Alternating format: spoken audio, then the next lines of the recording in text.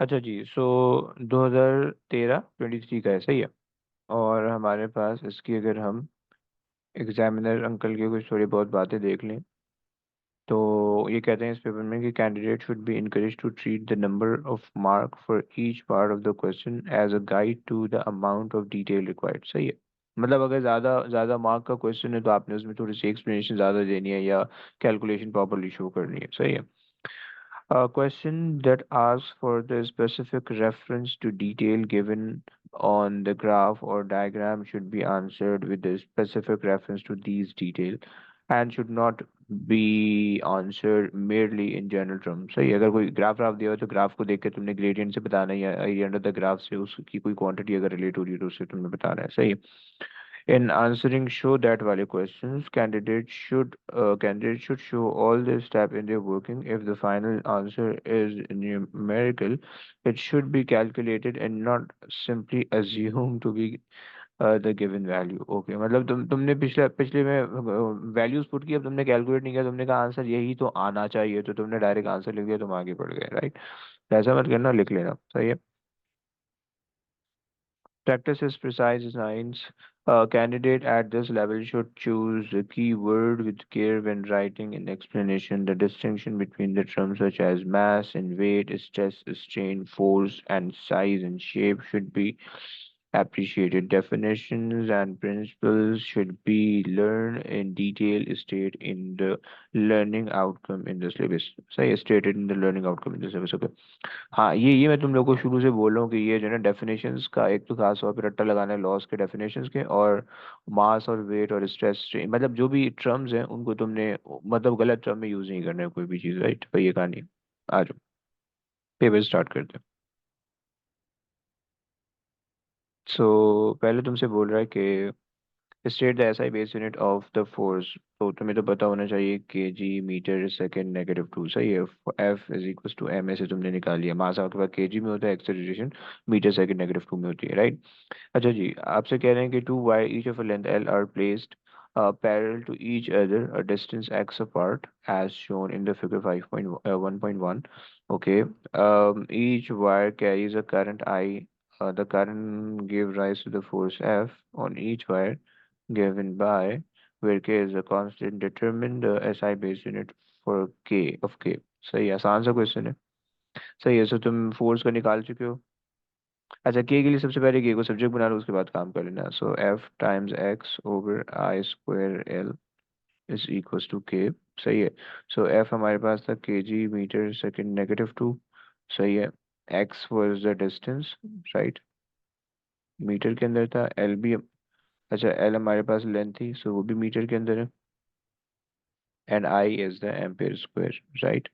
सो ये हो गया k g m s negative two A negative two, right.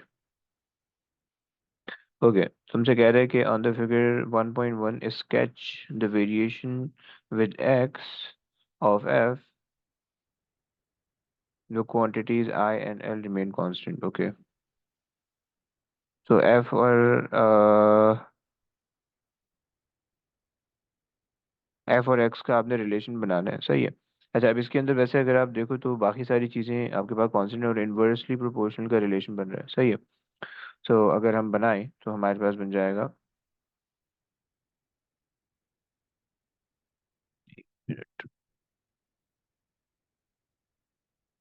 ये इस तरह से दिखेगा, सही है। ये तुम्हें पता होना चाहिए, इन्वर्सली प्रोपोर्शनल का ग्राफ ऐसे ही बनता है, सही है। अच्छा जनाब, the current I in both of the wire is varied। Okay, sketch the variation with I of f। Okay, क्या है रिलेशन? स्क्वायर का क्वाड्रेटिक का बना दो, सही है। क्वाड्रेटिक का कर्व इस तरह से होता है, राइट। अगर तुम देख पाओ कि f is directly proportional to I का स्क्वायर है, राइट। तो ये बेसिकली क्वाड्रेटिक इक्वेशन जिस तरह से होती है, क्वाड्रेटिक के ग्राफ इस तरह से होते हैं, राइट। अच्छा जनाब, ये हो गया। चलो अच्छा, इस क्वेश्चन में कोई मसला? Yes, anybody? नहीं। ओके। ओके, तो आज अच्छा इसकी मार्किंग की देख लेते हैं, वैसे बहुत सिंपल सा था यार, ये तो इतना कोई मसला था नहीं। अच्छा केजी हमने फोर्स का दे दिया, ये आ गया सही है, ये भी हमने दे दिया। Curve the correct shape for inversely proportional clearly approaching each axis but not never touch the axis, right okay. Curve upward and through the origin, सही है। अब ये तुम लोगों को पता होनी चाहिए कि ग्राफ के ना वो किस तरह से होते हैं, सही है। मतलब अगर तुम्हारे पास, मैं थोड़ा सा बना लेता हूँ तुम लोगों को याद रखने के लिए, कि अगर तुम्हारे पास y is directly proportional to x है, तो तुम्हारे पास जो ग्राफ बनेगा वो इस तरह से बनेगा, सही है। ये तो इस तरह से बनेगा। या फिर जो है अगर आपके पास कोई क्या बोलते हैं अपना इंटरसेप्ट आ रहा है, तो इंटरसेप्ट से बना देना, सही है। अगर y is directly proportional to negative x है, तो उसका ग्राफ जो है वो फिर इस तरह से बनेगा, राइट। अच्छा इसी तरीके से अगर y is directly proportional to inversely proportional to x है, तो उसका ग्राफ आपका इस तरह से बनेगा, राइट। अच्छा और इसके अलावा आप क्या कर सकते हो इसमें। अच्छा जनाब, और अगर हम स्क्वायर ले रहे हैं, y is directly proportional to X square, सही है। तो क्वाड्रेटिक ग्राफ होता है यू बनता है, राइट। क्वाड्रेटिक पूरा पैराबोला इस तरह से बनता है, तुम लोग ने पढ़ा होगा मैथ्स के अंदर, सही है। तो हम आधा बनाते हैं, सही। इसी तरीके से अगर तुम्हारे पास, अगर Y square is directly proportional to X है, तो उसका उल्टा बन जाएगा, लाइक दिस। यानी ये Y is equal to under root of X का ग्राफ बनता है इस तरह से, या वाई स्क्वायर, सही है। यानी क्वाड्रेटिक जो है ये इन टर्म ऑफ वाई है, वो quadratic in term of x है, सही है।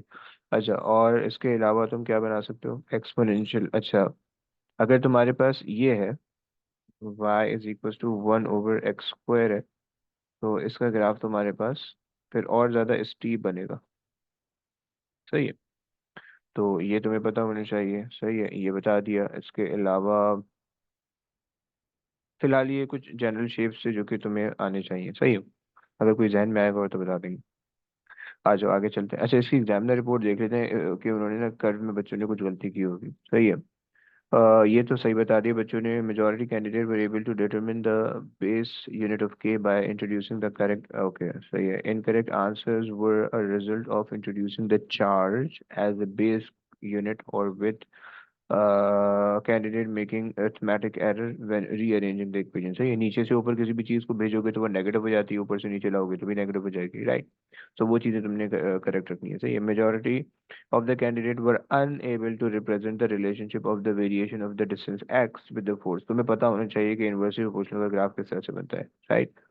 सही है। many candidate considered the variation to be the straight line with the negative gradient। ऐसा नहीं होता है, straight line with the negative gradient होता है y equal to minus X का, राइट। और इनवर्सली प्रोपोर्शनल होता है उल्टा वाला, मतलब वो वाला कर्व जो मैंने बनाया, सही है। Minority of the candidate gave the correct sketches। Candidates should be encouraged to improve their knowledge with the practice involving the relationship that does not give the straight line graphs, सही है।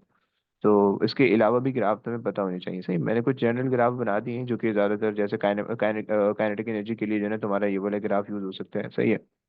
और इसी तरीके से अगर किसी का इन्वर्स स्क्वायर लॉ है A2 के अंदर आता है, वो उसके अंदर इस तरह से यूज हो सकता है। स्ट्रेट लाइन आपके पास आती है तो वो आपके पास आएगी, राइट। अच्छा जी खैर, तो ये चक्कर है। चलो आ जाओ आगे चलते हैं। तुमसे कह रहे हैं कि a student walk from A to B along the path shown, okay, the student takes time t to walk from A to B, is there the quantity apart from t that must be measured in order to determine the average value of I, about that must be measured in order to determine the average value of the speed, अच्छा sorry. तो speed हमें पता है कि total distance divide by total time होता है, right.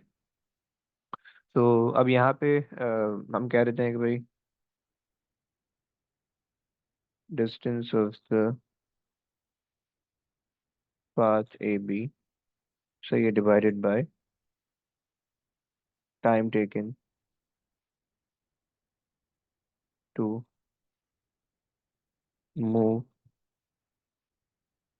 From A to B, right. अब देखो, जनरलाइज वे में मत लिखना, उसने अभी मैंने की रिपोर्ट तुम्हें पढ़ाई है, वो मना कर रहा है कि जनरलाइज वे में ना लिखो, राइट। सो मतलब distance, total distance by total time लिख दोगे, ऑल दो वो कॉन्सेप्ट सही है, लेकिन यहाँ पे थोड़ा सा रिलेट करके तुमने लिखना है, सही है। अच्छा, वेलोसिटी में तुम क्या बोलोगे? शॉर्टेस्ट पॉसिबल डिस्टेंस, या straight line from A to B and divided by the time taken, right. समझ रहे हो ना?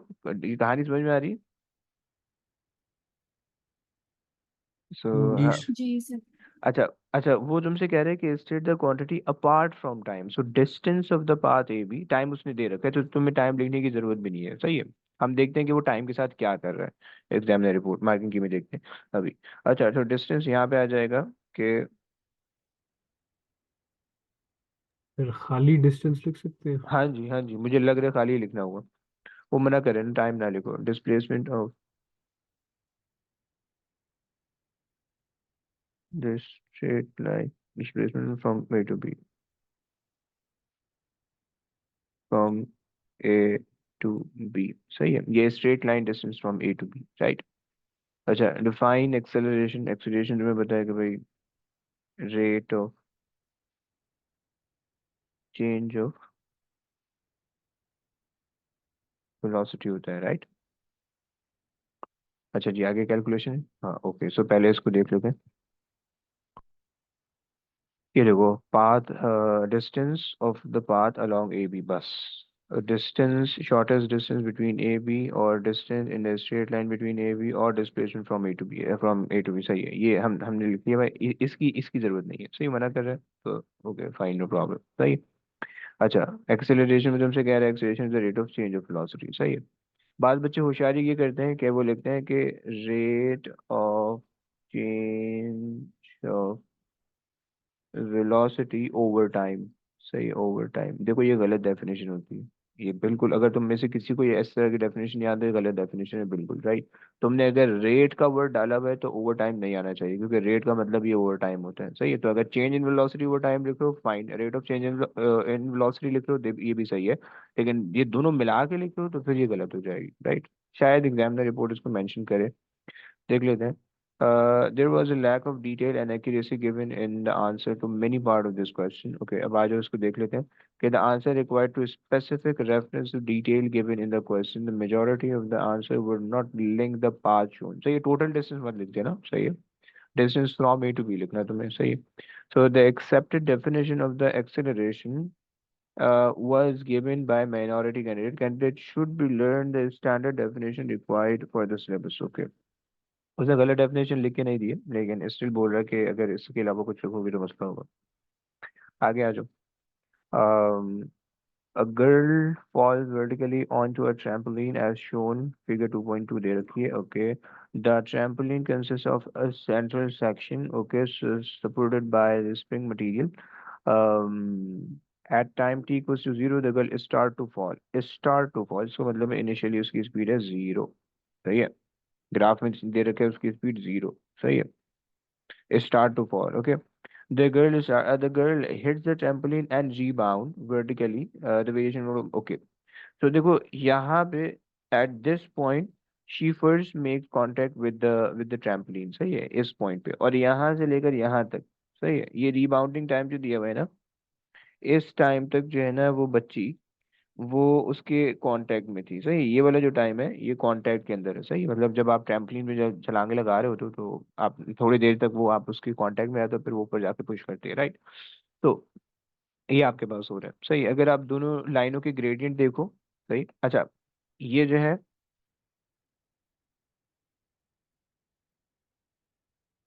बिफोर द बाउंस, राइट, सही, just before hitting the trampoline ये वाली इसकी वेलोसिटी है, एंड आफ्टर रीबाउंड, सही, ये उसकी वेलोसिटी है, सही हो गया। और ये इसकी वेलोसिटी, अब देखो ये वेलोसिटी 0 हो रही है, इसका मतलब है कि जो टिप्पा खाने के बाद, यानी जो रीबाउंड होने के बाद जो मैक्सिमम हाइट पे आई है वहां तक का ग्राफ दिया हुआ है, राइट। तुम इसका ग्रेडियंट चेक करो दोनों के, तो तुम्हें लाइन, दोनों लाइन के ग्रेडियंट तकरीबन सेम ही दिख रहे होंगे, राइट। और उसकी वजह क्या है? क्योंकि ग्रेविटी, एक्सेलरेशन और फ्री फॉल तुम्हें ये दे रही है, राइट। तो तुम्हें पता, एक तो चीज़ तुम्हें ये पता होनी चाहिए कि इस ग्राफ का ग्रेडियंट तुम्हें क्या बताएगा, एक्सेलरेशन बताएगा, सही है, जो कि 9.81 होनी चाहिए। और इस ग्राफ का एरिया तुम्हें क्या बताएगा, तुम्हें डिस्प्लेसमेंट बताएगा, राइट। तो अभी हमने ग्राफ स्टडी कर लिया, अब आज क्वेश्चन पे चलते हैं क्या कह रहे हैं। For the motion of the girl calculate the distance fallen from time t equals to 0 and when she hits the trampoline, सही है। सो उसने जो ट्रैम्पोलिन हिट किया होगा वो इस पॉइंट पे हिट किया होगा, राइट, इस पॉइंट, सही हो गया।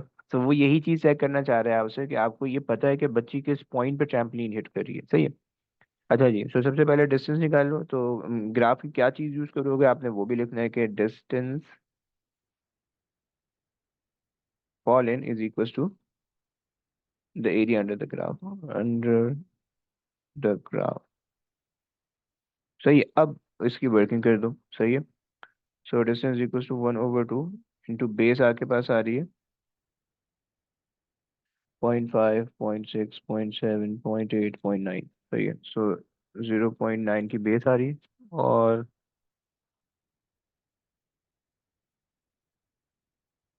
8, 8.4, 8.8, 8.8 आ रहा है,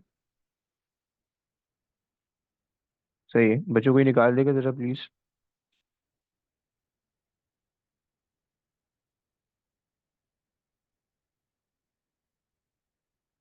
three point nine six 3.96, 3.96, okay. अच्छा जनाब, चलिए जी आगे चलते हैं।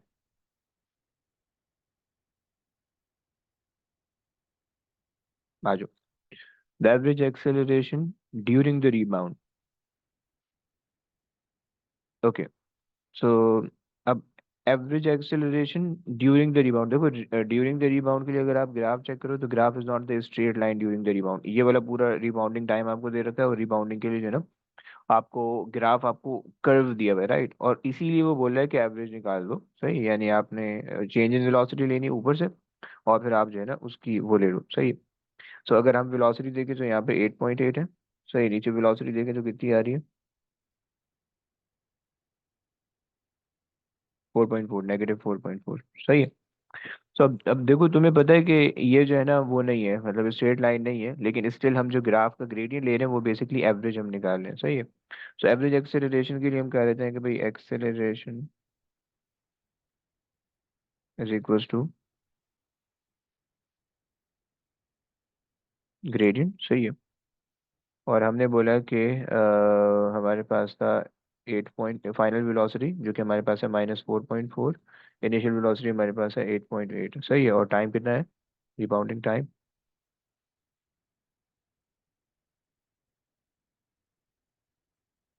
यहाँ से लेकर इधर तक, राइट। सो 0.1, 0.2, 0.3, 0.4 एंड 0.5, 0.5 का 0.5 का, सही। तो 13.2 एंड 26.4, ऐसा आ रहा है।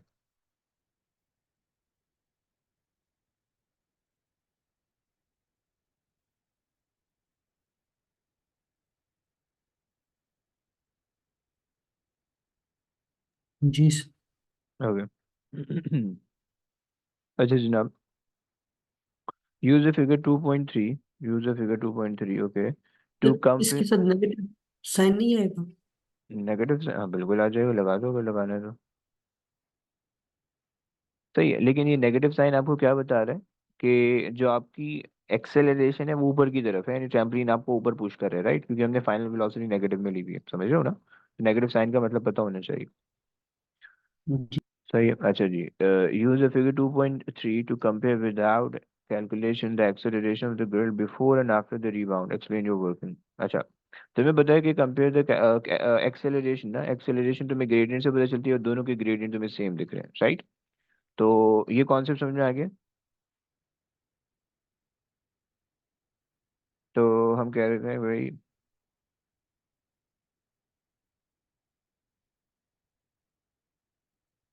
gradient is constant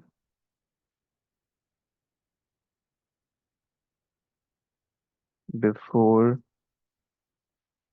and after the rebound,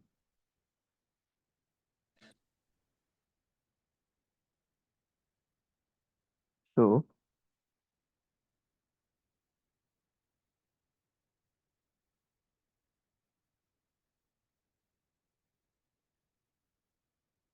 acceleration is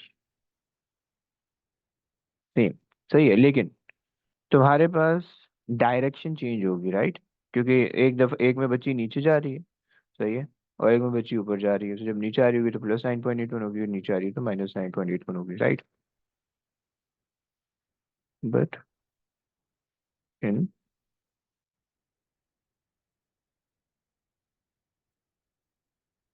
opposite direction. Okay, आ जाओ भाई, अगला पार्ट देखते हैं। Use figure 2.3 to compare without calculation the potential energy of the girl at t equals to 0 and at t equals to 1.85, explain your working। 1.85 probably यहाँ पे होगा, सही है। अच्छा,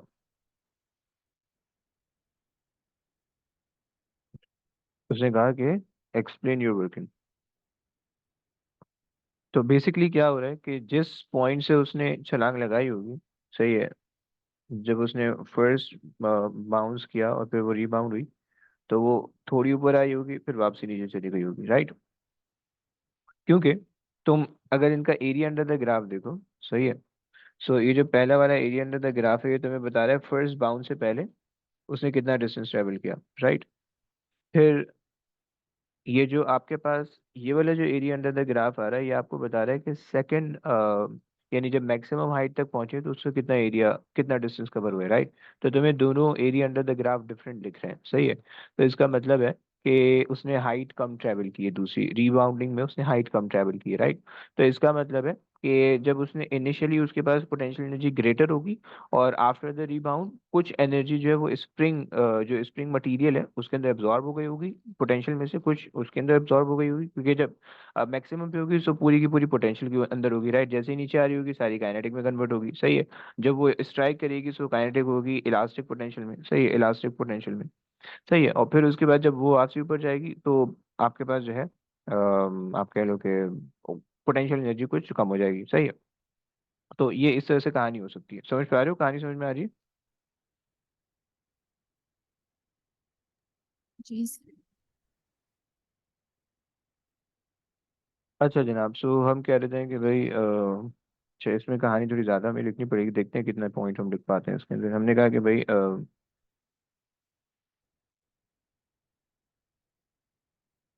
potential energy is directly proportional to the area under the graph from T0 to T 0.5 है, नहीं, T 0.9, सही है। That shows the potential energy, अच्छा पोटेंशियल एनर्जी, पोटेंशियल मत लिख देना, सही। That shows the potential energy before the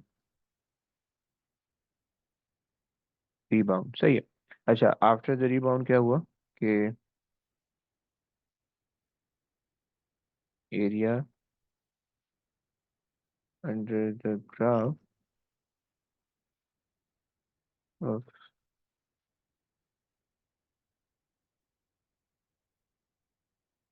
from T is equal to 1.4 से 1.85 तक, सही है। 1.4 to 1.85 is lesser, so she uh, cover lesser height, she travel lesser height,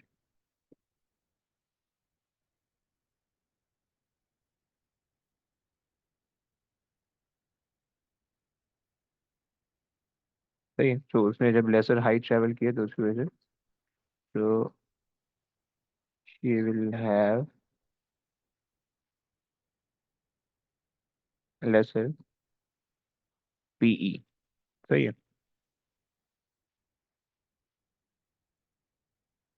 at 1 point at t equals to 1.85, right. तो ये हमारी कुछ कहानी थी, सही है। क्वेश्चन एंड हो गया, आज वो देख लेते हैं। Area under the graph potential energy क्यों दे रहा है सर?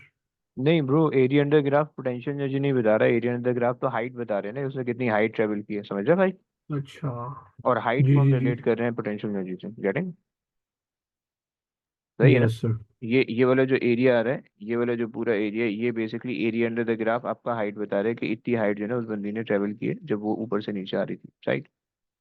और फिर दूसरा वाला जो एरिया है वो आपको बता रहा है कि एरिया अंडर द ग्राफ वो आप वो जब नीचे से ऊपर जा रही थी तो उसने इतनी हाइट ट्रेवल की है, राइट। ये कहानी है, क्लियर हुआ। जी सर। यहाँ पे जो है ना ये वाला जो एरिया है, ये कहानी बता रहे हैं, सही है। अच्छा जनाब। सो अबे भाई, तो अच्छा इसकी मार्किंग की देख लेते हैं, ये तो हमारी सही आ रही है, 3.95 सही है, 2 पॉइंट। तो वो आपकी मर्जी, आप नेगेटिव साइन लगा दो, ब्रैकेट के अंदर लगाए हुए तो सही है। The acceleration are constant as a straight line, हमें पता है। The acceleration are the same as the gradient, और no air resistance as the acceleration is constant, और the change of the speed in the opposite direction. Okay.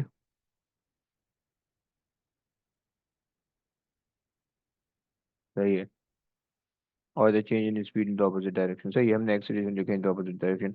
Area under the graph, area under the line represent the height, okay. और kinetic energy at trampoline equal to potential energy at maximum height, सही है, हमने ये वाली बात कर दी। Second area is smaller, velocity after rebound is smaller, okay. Hence less height, हमने ये वाली बात लिखी है और ये वाली बात लिखी है, सही है। तो इसकी हमने काइनेटिक एनर्जी रिलेट नहीं की बेसिकली, सही है। तो अगर आप बी का पार्ट वन देखो जिसके अंदर हमने एरिया अंडर द ग्राफ से डिस्टेंस निकाला था, बी का पार्ट वन ये कह रहा है, ये वाला, सही है। तो बी के पार्ट वन की एग्जामिनर रिपोर्ट कहते हैं कि majority of the candidate correctly calculate the distance following, determine the area under the graph under the line of the graph as shown. The graph axis for either the velocity or the time was misreaded by significant number of candidates. सही है, तो ये इसकी please गलती मत करना, ये बहुत सिंपल सिंपल से नंबर है, इसको मत लूज करना। A small number made an error of using final velocity instead of average velocity in the calculation. सही, अच्छा जी। उसके बाद जो है, there was significant number of the correct solution of the average acceleration, candidate should be benefit from practice involving the calculation with the initial and final velocities are in the opposite direction. सही, direction अपोजिट होंगी तो वो add हो रहे हैं, right, क्योंकि दोनों के साथ नेगेटिव साइन है, एक चेंज का है और दूसरा वो ग्राफ से आ रहा है, right. Minority of candidate did not read the question and determine the instantaneous acceleration by calculating the gradient of the line drawn at as the tangent to the curve, right। तो वो instantaneous acceleration मत निकाल लेना, सही, average निकालनी है।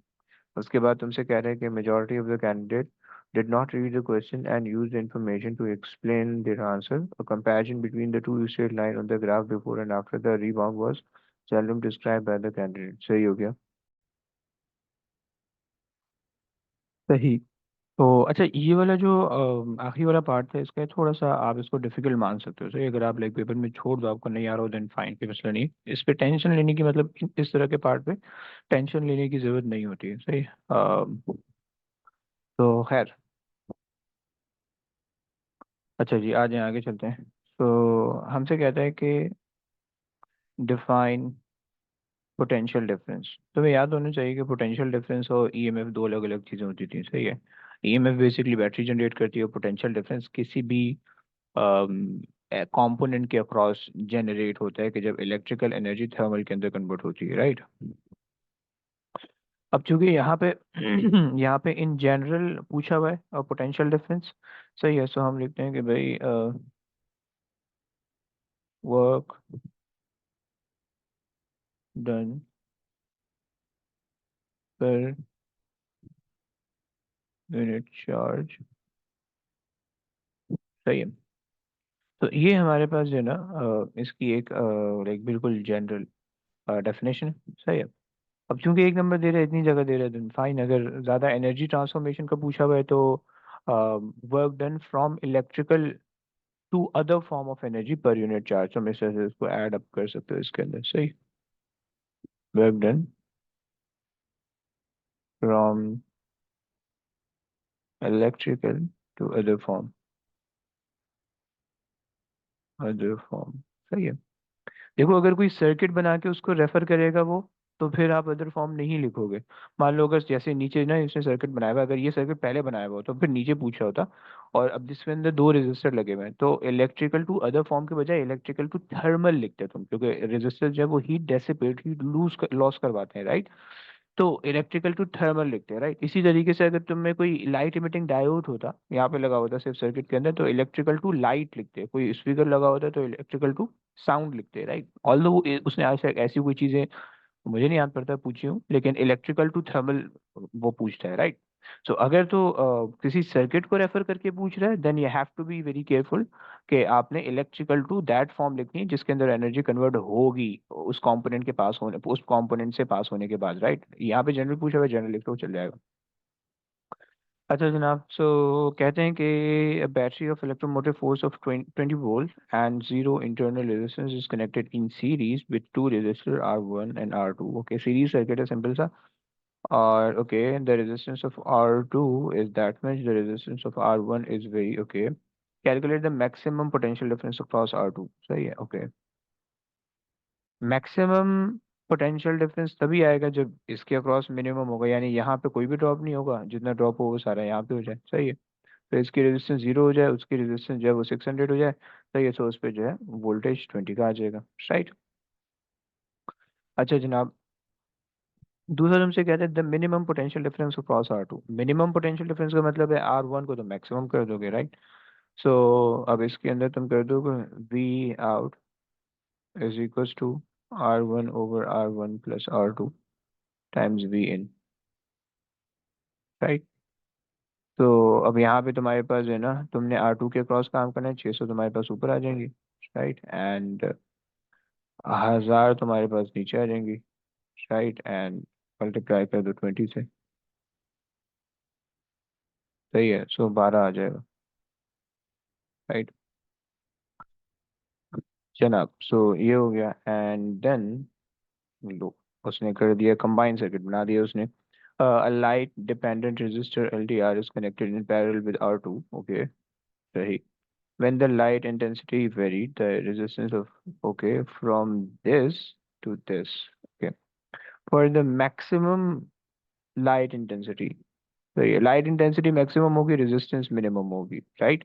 तो maximum light intensity का मतलब है रेजिस्टेंस हो गई इसकी 1.2 kilo ohm, right. Calculate the total resistance of R2 and LDR, okay. So अब यहाँ पे होशियारी देख के करनी है, पैरेलल के अंदर लगे हुए हैं, सही है। सो 1/1.2, 1.2 K का मतलब है 1200, सही है। कन्वर्जन सही से कर लेना प्लीज। 1/600, सही है, इक्वल्स टू 1/R टोटल, सही है। तो हो जाएगा 3 मल्टीप्लाई बाई 2 कर दोगे एलसीएम लेने के लिए, सही है। सो 3/1200, 1200/3, 400, सही हो गया। सो ये हो गया हमारे पास। आई आई थिंक ये बहुत सिंपल सी कैलकुलेशन होती है, तो इसमें कोई मसला नहीं होना चाहिए। Okay, so the resistance of R1 is varied from 0 to 400 in the circuit of the figure 6.1 and 6.2. State and explain the difference, if any, between the minimum PD across R2 in each circuit. Numerical values are not required. अच्छा, R1 को आप change करो ये वाले circuit के अंदर, सही है। 0 से इंक्रीज करो, सही है। तो जब इसकी रेजिस्टेंस 0 होगी तो इसके अक्रॉस पोटेंशियल डिफरेंस 0 होगा, और जैसे जैसे ही इसके रेजिस्टेंस इंक्रीज करोगे तो इसके अक्रॉस भी पोटेंशियल डिफरेंस बिल्डअप होगा, सही है। सो इसके अक्रॉस जो पोटेंशियल डिफरेंस है वो 0 से 8 तक आ रहा है, राइट। जो कि आपने अभी यहाँ पे देखा है कि 12 का मिनिमम PD अक्रॉस R2 आ रहा है, राइट। सो यहाँ पे जो है ना वोल्टेज का वेरिएशन इतना आ रहा है, सही है, due to the change in resistance from 0 to 400, right. अच्छा जनाब, तुमसे इसके अंदर इस तरह से हो रहा है, एंड फिगर 6.2 के अंदर तुमसे कह रहे हैं कि अच्छा फिगर 6.2 में भी तुम यही होशियारी कर रहे हो, सही है। अच्छा, फिगर 6.2 जो है तुम्हारे पास सिंप्लीफाई होकर ऐसी हो चुकी है, सही है। इसके अंदर 0 से 400, right, and this is 400 only, सही है। कंबाइंड रेजिस्टेंस एलडीआर और इसकी, सही है। अच्छा जी, सो आप कह रहे हैं कि state and explain the difference if any between the minimum, अच्छा सॉरी एक चीज़ और बता देता हूँ कि जब इसके अंदर पोटेंशियल वेरी करोगे तो जीरो करोगे। जब इसकी पोटेंशियल डिफरेंस जीरो होगी तो यहाँ पे 20 आ जाएगा, जब इसकी 400 करोगे तो यहाँ पे 10 आ जाएगा, सही है। सो 10 to 20 इसका वेरिएशन होगा, और 0 to 10 इसका वेरिएशन होगा, राइट। आई होप सो ये बात तुम्हें समझ में आती होगी, सही है। जिस तरह से उसने पिछले वाली सर्किट में काम करवाया ना, बिल्कुल उसी तरह से यहाँ पे भी करवा रहे हैं, सही है। तो हाफ हाफ का रेशियो है, तो इस वजह से मैंने एग्जैक्टली हाफ किया, सही है। तो state and explain the difference if any between the minimum potential difference across R2 in the circuit, सही है। सो R2 के अंदर आप देख रहे हो कि पोटेंशियल डिफरेंस डिक्रीज हो गया, वहाँ पे पोटेंशियल डिफरेंस 12 का था मिनिमम, यहाँ पे पोटेंशियल डिफरेंस 10 का रह गया, राइट, क्योंकि अपने रेजिस्टेंस इंक्रीज डिक्रीज कर दिया, राइट। अच्छा, अब तुम यहाँ पे शायद इस बात से भी कंफ्यूज हो कि यहाँ पे तो R2 लिखा हुआ है, यहाँ पे जो चीज़ हमने कंसिडर की है वो R2 और LDR दोनों का कॉम्बिनेशन कंसिडर किया है। तो बच्चों देखो, इसमें ध्यान रखना प्लीज कि R2 के अक्रॉस जो भी वोल्टेज होगा और LDR दोनों के अक्रॉस सेम वोल्टेज होगा, क्योंकि पैरेलल के अंदर लगे हुए हैं, राइट। तो इसका ध्यान रखना, तो R2 वो कहे या LDR कहे, दोनों में बात सेम होती है, उन दोनों का पैरेलल कॉम्बिनेशन कहते हैं तब भी बात सेम होती है, सही है। सो कह देते हैं कि भाई when R2 connected in parallel with LDR, the resistance, yeah, the overall, yeah, the combined resistance, the combined resistance decreases, so the minimum PD will also decrease, right? So ये हमारे पास कहानी है। अच्छा जी, ये निपट गया, इसकी जरा मार्किंग की चेक कर लेते हैं। तुमसे कह रहा है उसकी डेफिनेशन में पोटेंशियल डिफरेंस की कि वर्क डन पर unit charge, right. Energy transformation उससे लिखी हुई है, एक्सेप्शनल है, ब्रैकेट के अंदर जो चीज़ लिखते हैं एक्सेप्शनल होती है, सही। ये चीज़ तुम्हें बतानी ज़रूरी है, सही। अच्छा 20, ये 12 ये भी आ रहा है, सही है। 400 आ गया। Total parallel resistance is lesser than R2, so PD reduce, okay. मैंने थोड़ा सा और अच्छा करके लिखा है, सही है। हमने यहाँ पे कंपैरिजन नहीं बनाया, R2 connected in parallel with LDR the combined resistance decreases, सही है, इन कंपैरिजन विद R2, ये ऐड कर दो, सही है, decreases in comparison with R2, ताकि पूरा सेंटेंस कंप्लीट हो। इन कंपैरिजन विद R2, सही है।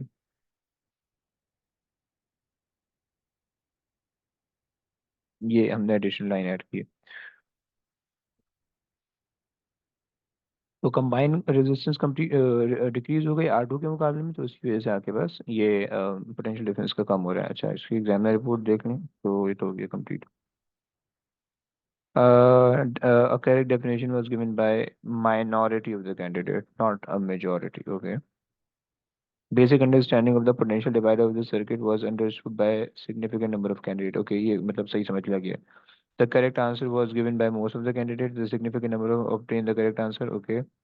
And the majority of the candidates select the correct values of the resistance of LDR for the maximum light intensity. The majority of these candidates made a correct calculation with the two resistors in parallel. Okay. The reduce in the value of the total resistance R2 and the LDR in parallel compared with R2 on its own was only realized by minority of the candidate. Right. So the link with a reduced proportion of the overall resistance in the circuit, and hence a reduced minimum potential difference across R2 was rarely described. Okay, मैंने तुम्हें calculate भी करके दिखा दिया इधर, right. कि अगर 20 volt की बैटरी है, 20 वोल्ट्स की बैटरी है, तो ये है आपके पास R1, सही है, and this is the parallel combination of LDR and R2, right. So this is the parallel combination of LDR and R2। तो इसके अक्रॉस 400 की आ रही है, सही है। और 400 हमने कैलकुलेट कर लिया, फिर 20 है, 4 4 100 है, तो आप स्प्लिट कर लो, राइट। तो चलो, ये हो गया, आगे आ जाओ।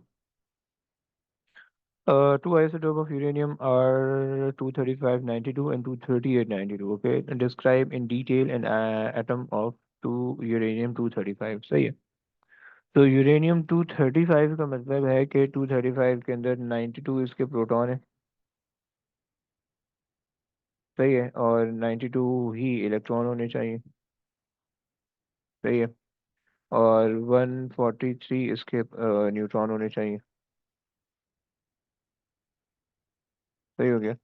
अभी 3 नंबर की जो चीज़ें हमने लिख ली। अच्छा, और हम इसके अलावा क्या लिख सकते हैं? पता नहीं इसके अलावा क्या लिख सकते हैं, देखते हैं, बल्कि देखते हैं, मार्किंग की देखते हैं क्या लिखा है इसके अलावा। Nucleus contain 92 proton, nucleus contain 143 proton, outside around, okay, 92 electron, most of the atom is empty, total charge is 0, okay, diameter of the atom, okay। तो ये पूरी डिटेल लिखे हैं, सही है। सो ये हमने कहा कि भाई इन द न्यूक्लियस, सही है, आउटसाइड द न्यूक्लियस, सही है, सही है। और ये इन द न्यूक्लियस, सही है। तुम फिर ये कह दो most of the atom is empty, most of the atom is empty and neutral, सही है। तुम्हें एटम की न्यूक्लियस का भी पता होना चाहिए और उसका वो भी पता होना चाहिए। इन्होंने यहाँ पे दिया हुआ है कि एटम का डायमीटर होता है 10⁻⁻10, और न्यूक्लियस का साइज होता है, ये एस्टिमेशन कभी कभार पूछ लेते हैं, ये याद रखना प्लीज, सही है। कि डायमीटर ऑफ एटम जो है, डायमीटर ऑफ एटम तुम्हें पता होना चाहिए। और ये है कि तुम्हारे पास -10, और डाया ऑफ न्यूक्लियस ये -15 होते हैं, तुम्हें पता होना चाहिए, एस्टिमेशन के अंदर पूछना है, सही है। तो okay, with reference to the true form of the uranium explain the term isotope, सही है।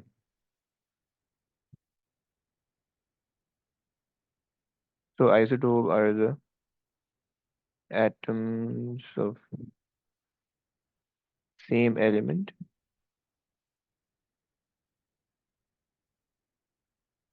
having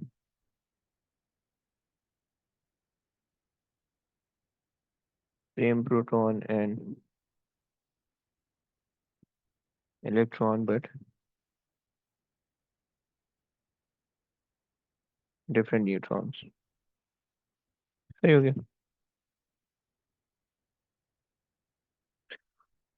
तो तुमने ये बताना है कि atom of the same element, सही है। अच्छा जनाब, तो सेम एलिमेंट नहीं बताओगे तो फिर वो ये जो इसने बोला हुआ है ना कि with reference to the two form of uranium, तो वो फिर रह जाएगा, सही है। अच्छा जनाब, उसने 23592 लिया हुआ है, उस पर एक न्यूट्रॉन फायर करवाया है और एक लैंथेनम बन रहा है, एक क्यू बन रहा है और एक न्यूट्रॉन जनरेट हो रहा है, okay. So describe the value of Z. अच्छा जी, तो ये न्यूट्रॉन है, सही है। न्यूट्रॉन तुम्हें पता है कि इसका न्यूक्लियॉन नंबर 1 होता है और प्रोटॉन नंबर 0 होता है, सही है। तो WX तो आपके पास हो गए 0 0, सही है।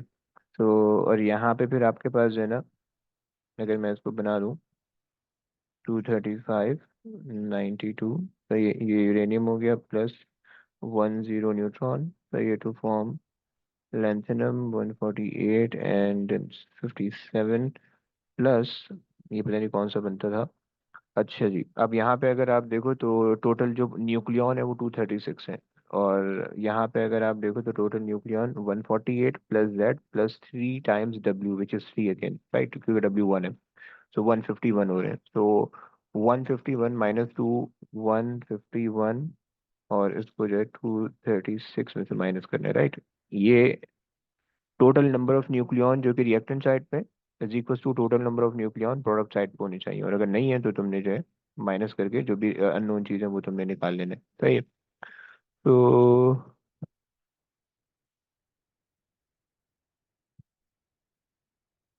This will give you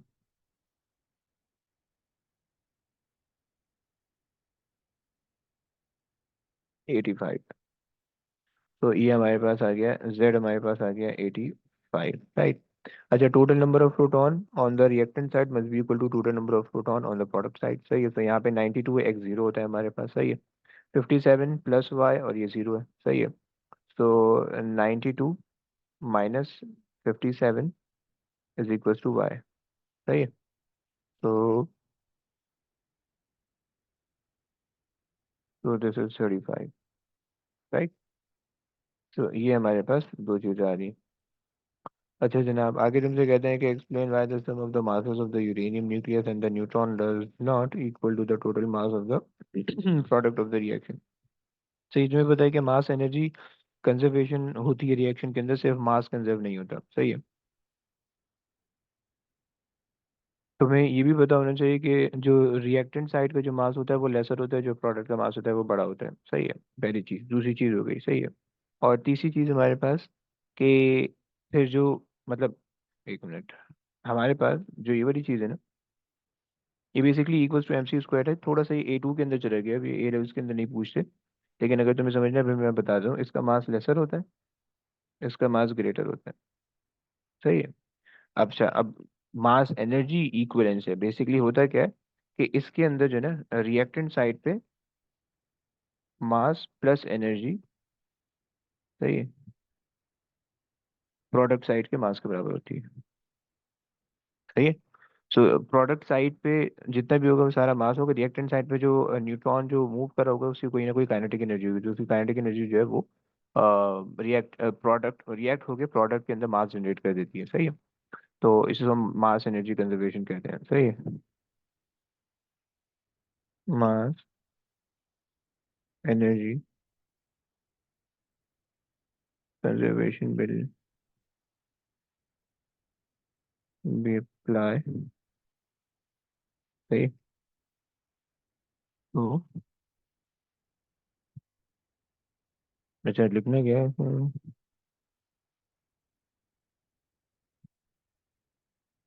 some of the energy in reactant converted into mass, सही है। तुम्हारे पास हो गया, ऑल दो नहीं समझ में आया इग्नोर करना, ये A2 के अंदर है, अब A2 के अंदर पूछा जाता है, सही। ये चीज़ें तुम्हें आनी चाहिए, सही। ये तीन चीज़ें, ये एरेस की हैं, वो एस की हैं, बाकी A2 की है, सही। इक्वल टू MC², ये A2 की इक्वेशन है, सही। तो इसकी टेंशन नहीं लेना please. Okay, many very brief description of atom of uranium were given, जिस तरह से हमने बहुत ज्यादा brief description दी थी, उसमें नंबर नहीं मिलता। Candidate should B encouraged to pay attention to the number of mark available। चार नंबर दे रहा है तो जाहिर ही बात है वो नहा धो के आपके पीछे पड़ जाएगा मार्क्स देने में, right. Here the 4 mark available should have been an indication that the description needed details। Okay, the explanation given by vast majority of the candidate did not answer the question with the reference to the nuclei of the isotope of the uranium। शायद हमने भी गलत दिया हो, सही है। Nucleus have the same number of proton, nucleus have different number of neutron। Okay, अच्छा जी, शायद हमारे भी गलत हो शायद। देखो, एग्जाम रिपोर्ट देखना। The explanation given by the vast majority of the candidate did not answer the question with the reference to the nuclei of the isotope of the uranium। Okay, the general comparison of the nuclei was seldom described. The comparison of the atom or element did not gain credit। तो हमने क्या लिखा? Atom of the same element। उसने क्या लिखा है कि with reference to the two form of uranium explain the term isotope। so ये हमारी गलत हो गई डेफिनेशन, सही है। तो इस चीज को दोबारा से लिखते हैं,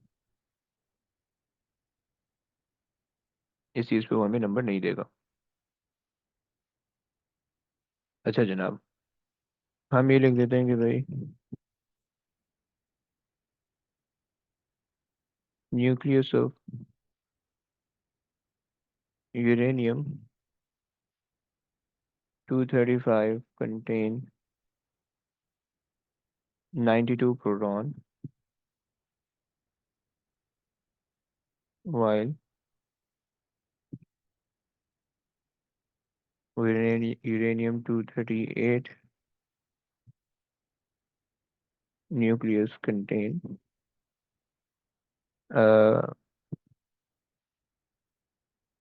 92 नहीं सॉरी गलत हो गया, 143 न्यूट्रॉन, 143 न्यूट्रॉन राइट, क्योंकि प्रोटॉन तो सेम होते हैं ना, neutron right. And while uranium 238 nucleus contain 146 neutron. सही हो गया। तो देखो उसने डेफिनेशन तुमसे आइसोटोप की नहीं मांगी हुई, बल्कि उसने एक्सप्लेनेशन मांगी हुई है कि किस तरह से जो है ना तुम्हारे पास ये इसको तुम आइसोटोप कह रहे हो right. So I hope so ये तुम्हारा पेपर क्लियर हो गया होगा। तो चलिए बस अब यही तक की कहानी थी, बाकी इंशाल्लाह अगली क्लास में देखेंगे।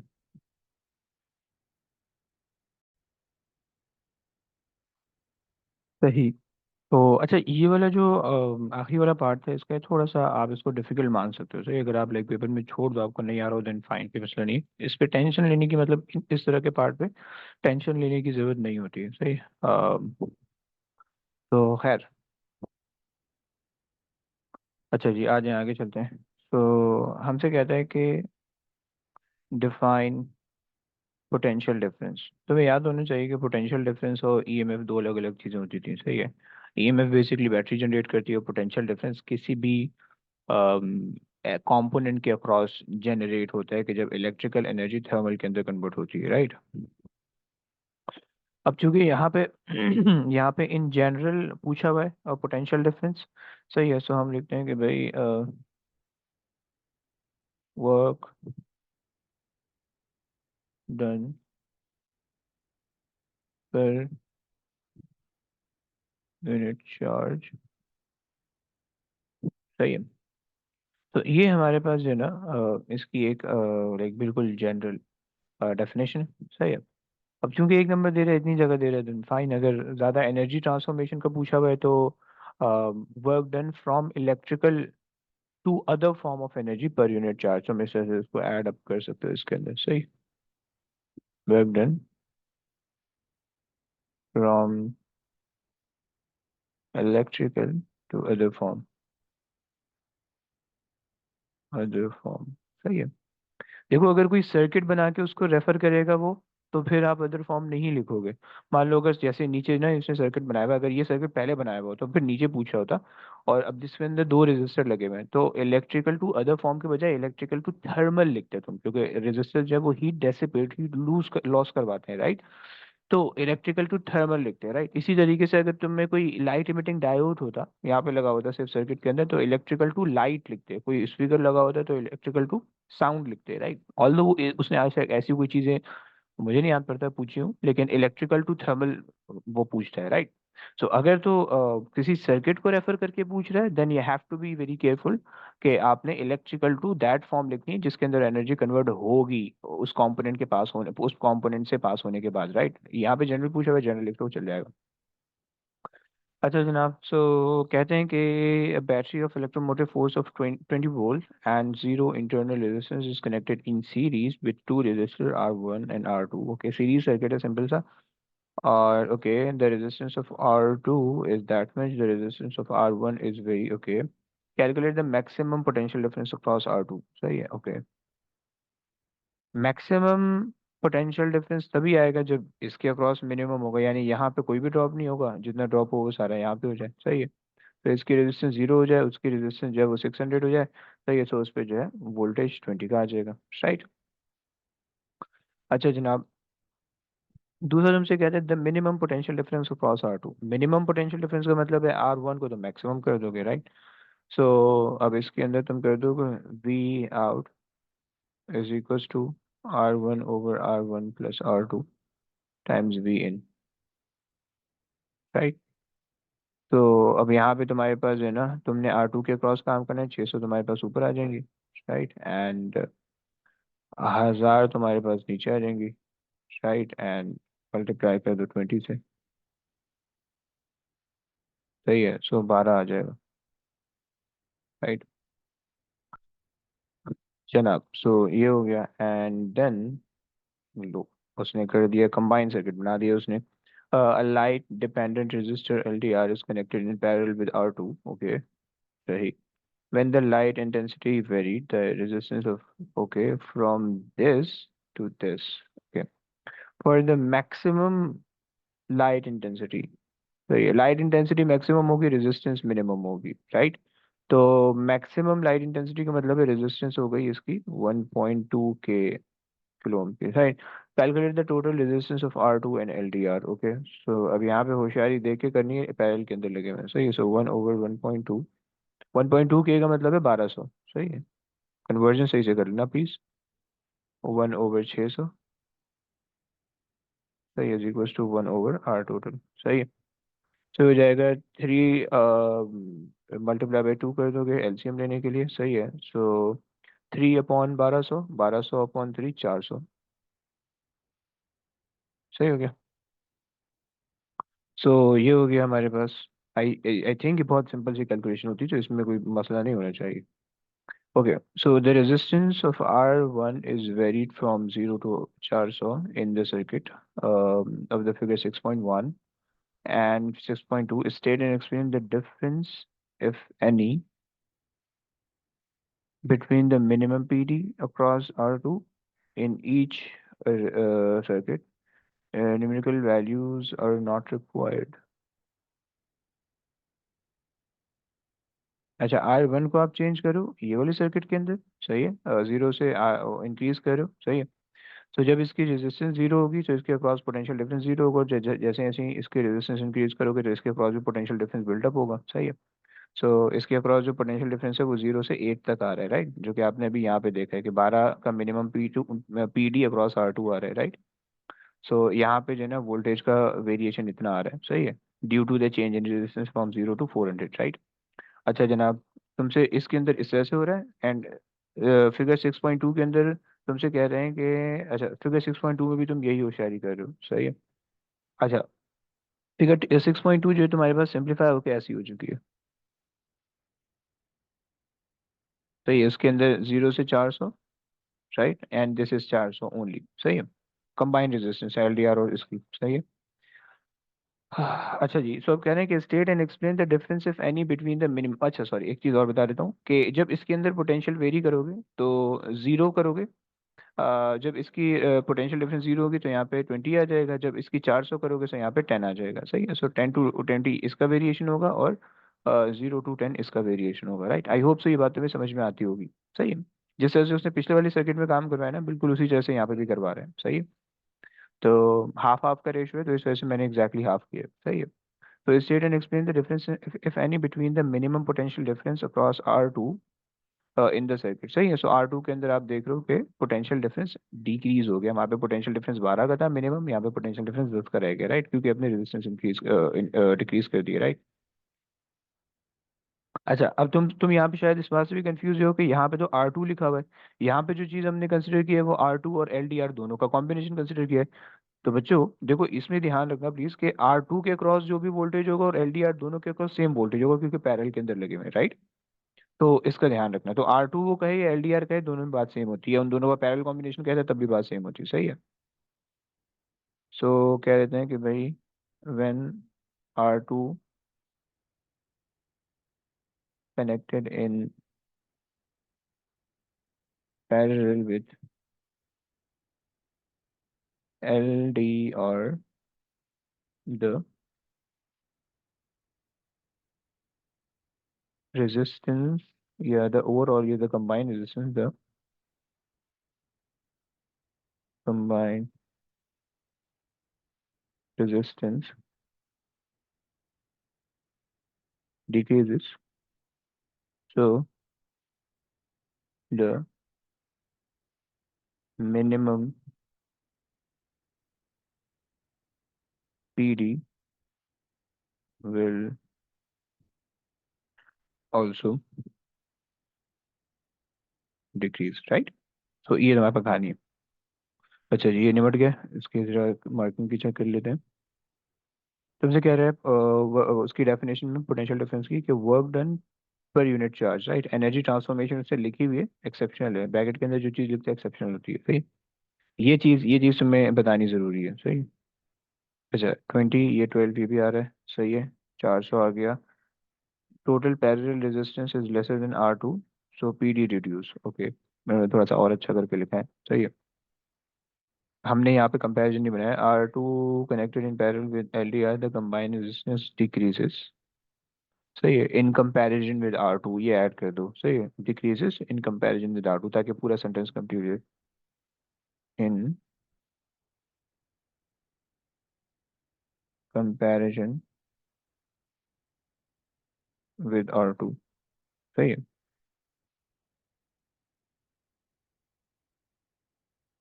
ये हमने एडिशनल लाइन ऐड की है। तो कंबाइन रेजिस्टेंस कंप्लीट डिक्रीज हो गई R2 के मुकाबले में, तो इसकी वजह से आपके पास ये पोटेंशियल डिफरेंस का कम हो रहा है। अच्छा, इसकी एग्जामिनर रिपोर्ट देख लें तो ये तो हो गया complete. A correct definition was given by minority of the candidate, not a majority. Okay. Basic understanding of the potential divider of the circuit was understood by significant number of candidates. Okay, ये मतलब सही समझ लग गया। The correct answer was given by most of the candidates. The significant number of obtained the correct answer. Okay. And the majority of the candidates select the correct values of the resistance of LDR for the maximum light intensity. The majority of these candidates made a correct calculation for the two resistors in parallel. Okay. The reduce in the value of the total resistance R2 and the LDR in parallel compared with R2 on its own was only realized by minority of the candidate. Right. So the link with a reduced proportion of the overall resistance in the circuit, and hence a reduced minimum potential difference across R2 was rarely described. Okay, मैंने तुम्हें calculate भी करके दिखा दिया इधर, right. कि अगर 20 volt की बैटरी है, 20 वोल्ट्स की बैटरी है, तो ये है आपके पास R1, सही है। And this is the parallel combination of LDR and R2, right. So this is the parallel combination of LDR and R2। तो इसके अक्रॉस 400 की आ रही है, सही है। और 400 हमने कैलकुलेट कर लिया, फिर 20 है, 4 400 है, तो आप स्प्लिट कर लो, राइट। तो चलो, ये हो गया, आगे आ जाओ। Two isotope of uranium are 23592 and 23892. Okay, describe in detail an atom of two uranium 235, सही है। तो यूरेनियम 235 का मतलब है कि 235 के अंदर 92 इसके प्रोटॉन है, सही है। और 92 ही इलेक्ट्रॉन होने चाहिए, सही है। और 143 इसके न्यूट्रॉन होने चाहिए, सही हो गया। अभी 3 नंबर की जो चीज़ें हमने लिख ली।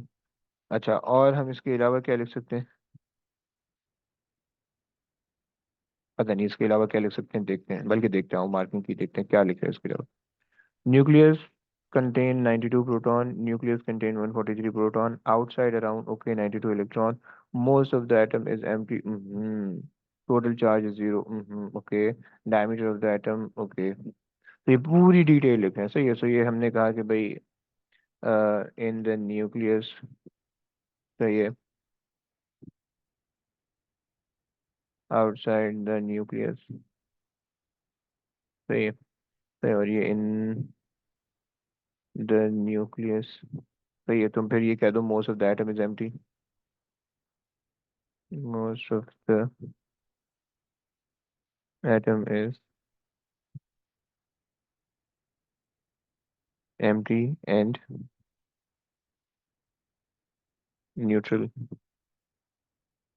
सही है।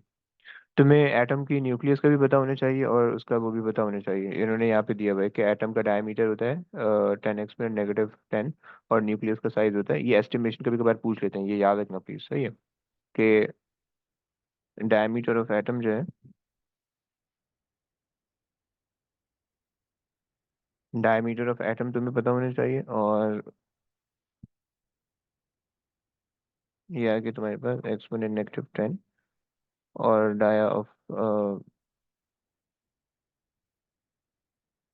न्यूक्लियस ये -15 होते हैं, तुम्हें पता होना चाहिए, एस्टिमेशन के अंदर पूछते हैं, सही है।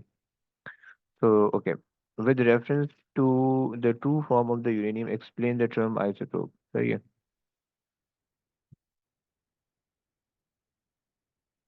So isotope are the atoms of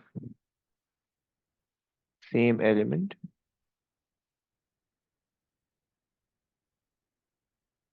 having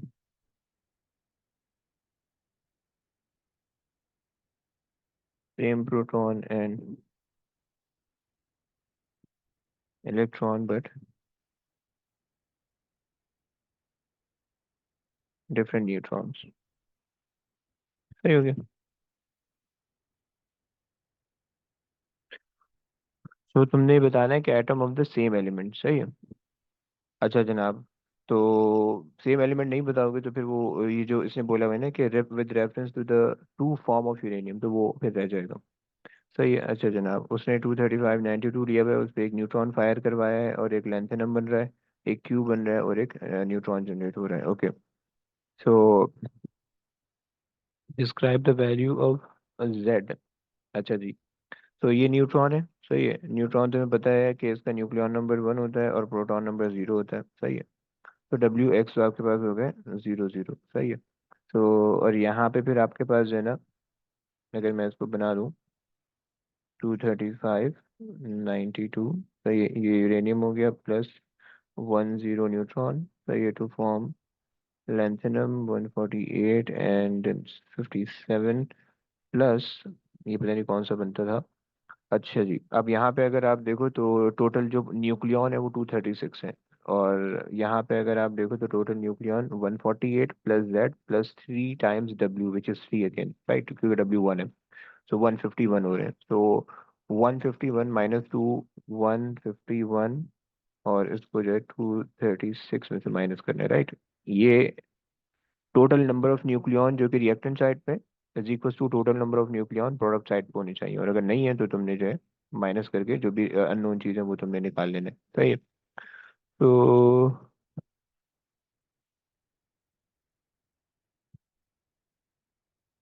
this will give you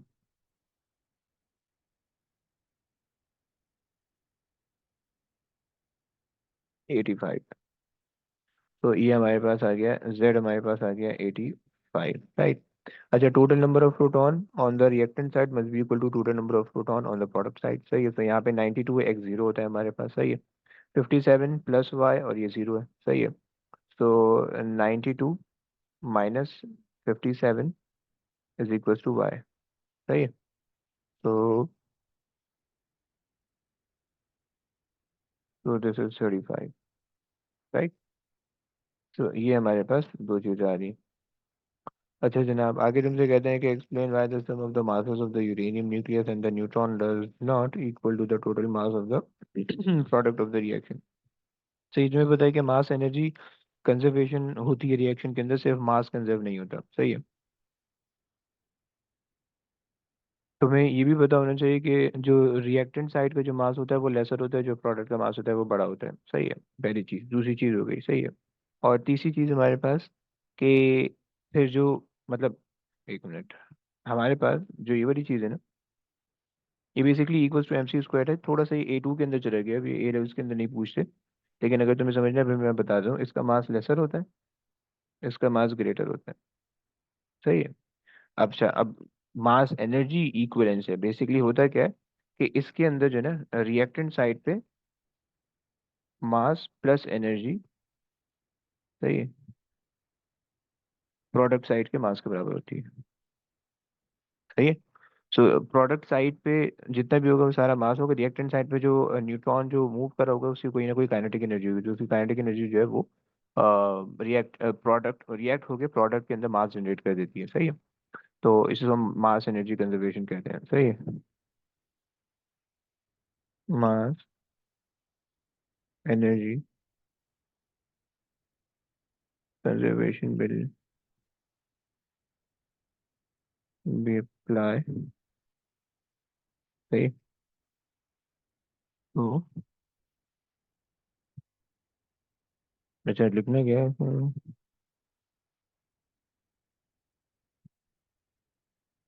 some of the energy in reactant converted into mass. सही है, तुम्हारे पास हो गया। ऑल तो नहीं समझ में आया, इग्नोर करना, ये A2 के अंदर है, अब A2 के अंदर पूछा जाता है, सही। ये चीज़ें तुम्हें आनी चाहिए, सही। ये तीन चीज़ें, ये एरेस की हैं, वो एस की हैं, बाकी A2 की है। सही है, इक्वल टू MC² ये A2 की इक्वेशन है, सही। तो इसकी टेंशन नहीं लेना please. Okay, many very brief description of atom of uranium were given, जिस तरह से हमने बहुत ज्यादा brief description दी थी, उसमें नंबर नहीं मिलता। Candidate should be encouraged to pay attention to the number of mark available। 4 number दे रहा है तो जाहिर ही बात है वो ना धो के आपके पीछे पड़ जाएगा मार्क्स देने में, right? Hence, here the 4 mark available should have been an indication that the description needed details. Okay, the explanation given by vast majority of the candidate did not answer the question with the reference to the nuclei of the isotope of the uranium. शायद हमने भी गलत दिया, सही है। Nucleus have the same number of proton, nucleus have different number of neutron. Okay, अच्छा जी, शायद हमारे भी गलत हो शायद। देखो, एग्जाम रिपोर्ट देखना। The explanation given by the vast majority of the candidate did not answer the question with the reference to the nuclei of the isotope of the uranium. Okay. The general comparison of the nuclei was seldom described. The comparison of the atom or element did not gain credit. तो हमने क्या लिखा? Atom of the same element। उसने क्या लिखा है कि with reference to the two form of uranium explain the term isotope। तो ये हमारी गलत हो गई डेफिनेशन, सही है। तो इस चीज को दोबारा से लिखते हैं, इस चीज पे वो हमें नंबर नहीं देगा। अच्छा जनाब, हम ये लिख देते हैं कि भाई nucleus of uranium 235 contain 92 proton, while uranium 238 nucleus contain